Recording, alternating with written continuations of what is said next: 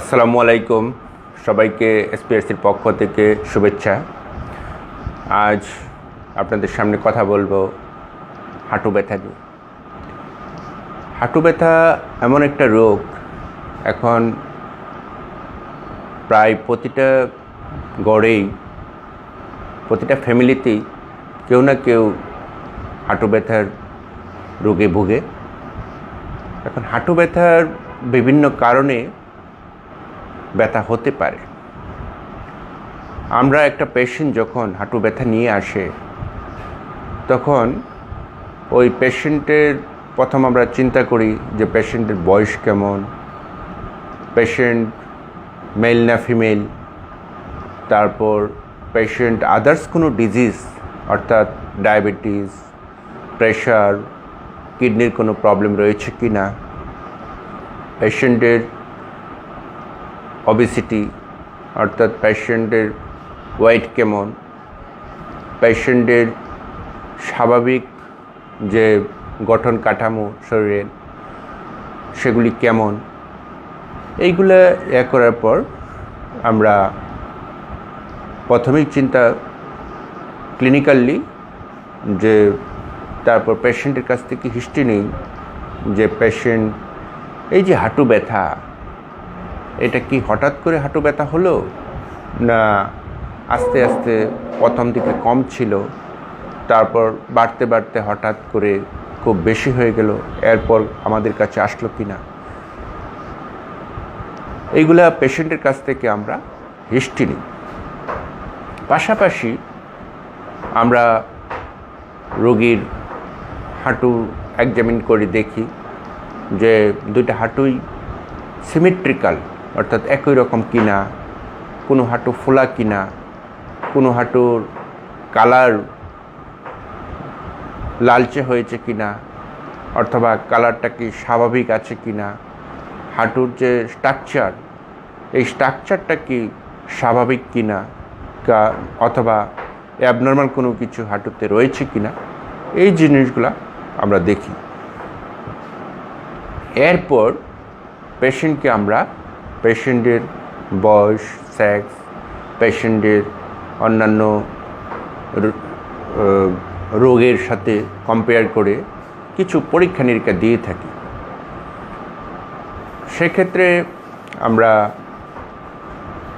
যে ফাইন্ডিংস পাই, দেখা যায় যে হাঁটু ব্যথার অন্যতম কারণ হচ্ছে অস্টিওআর্থ্রাইটিস অফ দ্য নি, অর্থাৎ একটা রোগী বেশিরভাগ রোগীরাই হাঁটু ব্যথার যে কারণ সেটা হচ্ছে আর্থ্রাইটিস, অস্টিওআর্থ্রাইটিস। এখন অস্টিওআর্থ্রাইটিস এটি কিন্তু এক ধরনের ডিজেনারেটিভ একটা ডিজিজ, এবং সেটি কিন্তু কোনো ঔষধ কিংবা কোনো স্পেসিফিক এমন কোনো চিকিৎসা নেই যেটির মাধ্যমে একটি রোগী পুরোপুরি সারা জীবনের জন্য সুস্থ হয়ে যেতে পারে। তবে অস্টিওআর্থ্রাইটিসের ক্ষেত্রে তার কিছু কিছু লাইফস্টাইল মডিফিকেশন সে যদি মেনে চলতে পারে, সেক্ষেত্রে সহজেই কিন্তু হাঁটু ব্যথা কমে যেতে পারে, কিংবা হাঁটু ব্যথা থেকে একটা রোগী সহজেই কিন্তু মুক্তি পেতে পারে। এখন যদি আমাদের খেয়াল রাখতে হবে যে অস্টিওআর্থ্রাইটিসের যদিও এটি কিন্তু ইডিওপ্যাথিক, অর্থাৎ এখন পর্যন্ত স্পেসিফিক কোনো কারণ অস্টিওআর্থ্রাইটিসের আবিষ্কার হয়নি, তারপরেও কিছু কিছু অস্টিওআর্থ্রাইটিসের ক্ষেত্রে রিস্ক ফ্যাক্টর রয়েছে। যেমন একটা মানুষ যদি অবেস থাকে, তার অস্টিওআর্থ্রাইটিস হওয়ার চান্স খুব বেশি। সেক্ষেত্রে আমার রোগীকে বলতে হবে যে ওয়েট লস, আপনার ওজন কমিয়ে ফেলতে হবে। একটা পেশেন্ট যদি আসে যে সে হাউসমেট কিংবা হাঁটু বাজ করে তার কাজকর্ম সে বেশি করে, তখন তার প্রফেশন চেঞ্জ করে ফেলতে হবে। তাকে বলতে হবে যে হাঁটু বাজ করে আপনি কোনো কাজকর্ম করতে পারবেন না। তারপর একটা পেশেন্টের যদি তার দেখা যায় যে এরকম বয়স্ক রোগী, অন্যান্য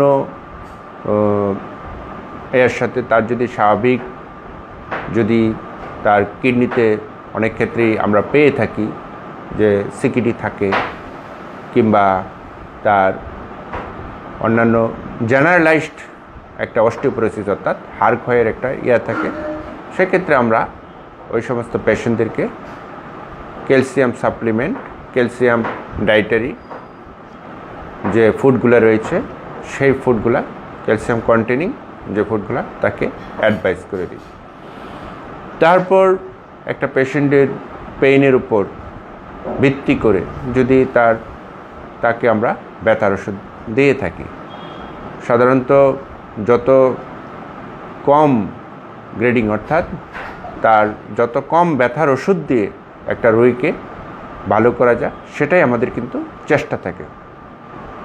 এখন একটা রোগী যদি প্যারাসিটামল খেয়ে ভালো থাকে তাকে প্যারাসিটামলই দিতে হবে, অথবা যদি প্যারাসিটামল খেয়ে যদি সে ভালো না হয় তাহলে তাকে আরেকটু স্ট্রং অ্যানালজেসিক কিংবা অ্যানালজেসিক সেগুলো কিন্তু আমরা প্রেসক্রাইব করে থাকি।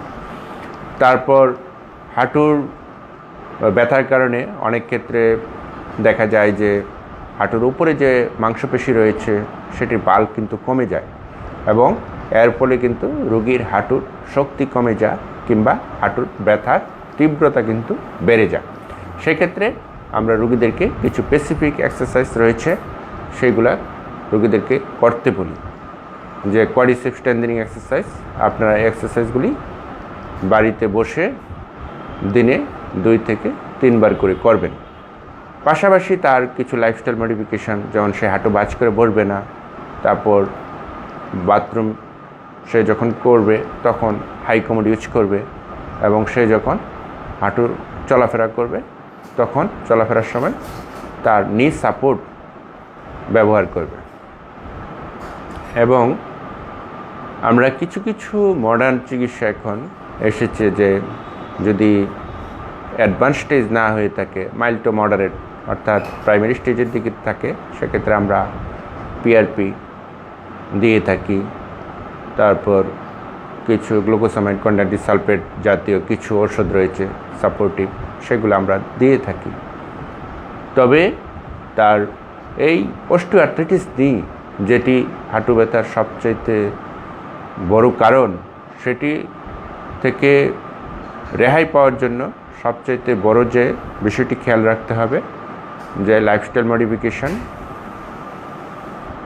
অর্থাৎ তার যেমন সে যখন সিঁড়ি দিয়ে উঠবে তখন স্টেপ বাই স্টেপ উঠবে, যখন তার ভালো যেটি পা রয়েছে ওঠার সময় সে সেই পাটি প্রথম উপরের সিঁড়িতে দিবে, আবার নামার সময় খারাপ পা যেটি রয়েছে সেই পাটি আগে দিবে। এইভাবে সে যদি নিয়ন্ত্রিত চলাফেরা করে জীবনযাপন করতে পারে তাহলে সে সহজেই হাঁটু ব্যথা থেকে মুক্তি পেতে পারে। আশা করি সবাই ভালো থাকবেন, সুস্থ থাকবেন। আসসালামু আলাইকুম।